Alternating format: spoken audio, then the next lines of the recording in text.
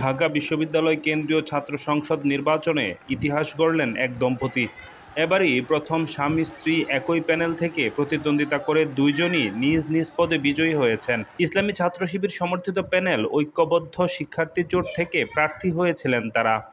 ইংরেজি বিভাগের শিক্ষার্থী Umme Salma common room, reading room ও ক্যাফেটেরিয়া সম্পাদক পদে প্রতিদ্বন্দ্বিতা করে ৯,৯২০ ভোট পেয়ে জয়ী হয়েছেন। তার স্বামী রায়হান উদ্দিন সাধারণ সম্পাদক পদে প্রতিদ্বন্দ্বিতা করে ৫,০৮২ ভোট পেয়ে বিজয় লাভ করে।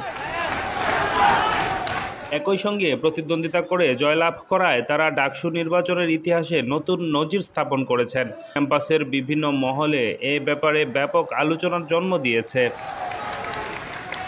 জয়ী হওয়া রায়হান উদ্দিন জানিয়েছেন, আল্লাহ পরিশ্রম করার সুযোগ এবং তৌফিক দিয়েছেন। শিক্ষার্থীদের সঙ্গে সরাসরি যোগাযোগ করেছেন এবং তাদের কথা শুনেছেন, বক্তব্য শেয়ার করেছেন।